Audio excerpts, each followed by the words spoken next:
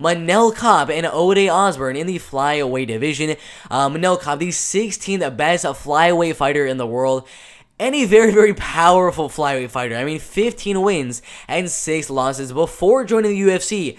He was an absolute killer, knocking out Kai Asakura by second round knockout, Takeya Mizugaki by second round knockout, Saichiro Ito by second round knockout, and then a submission win right there as well. But the main way he does win his fights is in the striking game, and 9 knockout wins, 5 submission wins, and only 1 win coming by a decision right there. His only losses are by submission and by decision right there. So in this fight with Osbourne, who's going to have a slight height advantage and the reach advantage, he also has some very, very solid striking. We saw the last fight with not really the best opponent. I mean, Jerome Rivera, I believe, is like 0-4 in the UFC, but still, he looked really, really good in the fight, landing a really good straight left hand and knocking him out in the very first round in only 26 seconds. Super fast knockout win.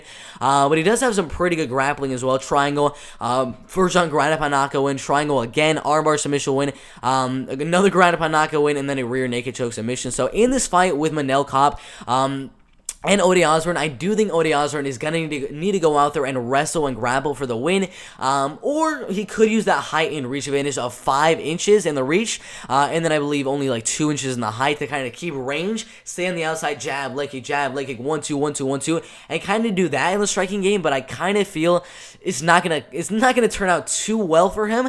Because Manel Kape, if that is an if right there, if he has the game plan that he did in the second round of his last fight with Matthews Nikolai, I don't think it's going to be a good day for Osbourne in the striking game, because in that second round of the fight, he went out there and he looked really, really good. If you look how he's landing those strikes in the third round, he went 31 to 20, or sorry, the second round, 28 to 21 in total significant strikes, but how he's landing the strikes, 19 to the head, 6 to the body, and 3 to the leg right there. I encourage all of you guys watching this video, watch the second round of Manel Kape and Matthews Nikolai.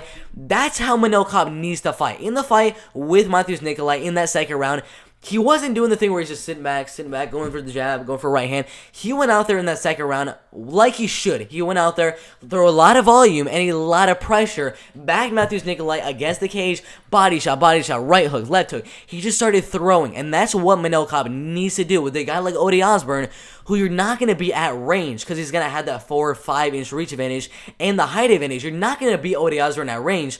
So you need to close that distance, and you need to throw a lot of pressure and a lot of volume on Osbourne and try to knock him out. I mean, he has nine knockouts for a reason. He has the power, and he needs to use that power and add it with pressure. Pressure plus power with Manel Kape is the perfect ingredient to win his fights inside the UFC. We just have not seen him implement the pressure and the power, just staying like this and then throwing a big right hand. That's all he's really doing. He's not going out there and laying out the pressure like he did in the second round with the Matthews Nikolai fight. But if he does do that, which I think he will, I think he's learned his lesson after losing twice in the UFC against the Matthews Nikolai and Alexander Pantoja.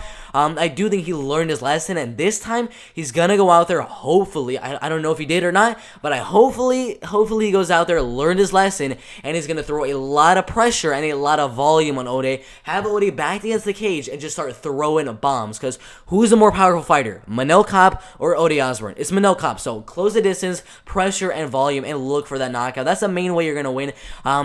Again, Osbourne needs to keep range, not let Manel Kape pressure, not let Manel Kape throw all that volume. Keep range, keep on moving on the outside, jab, leg kicks, all that type of thing, and maybe implement a little bit of wrestling and grappling here and there as well. But I don't think that's gonna happen. I think the pressure and volume and the power of Manel Kape, if he uses it, Manel Kape, you need to use that power. You need to use that pressure. I really, really hope he does. But if he does, I'm definitely going to go Manel Kape. I'm hoping he does. I do think he will. I think he learned his lesson. So my prediction right here is going to be a knockout win for Manel Kape in the first or second round. I think he learned his lesson. He's going to go out there, pressure, and throw a lot of volume, and use that powerful right and left hook, and probably get the knockout in the first or second round right there. Overall, very, very good fight in the flyweight division right there.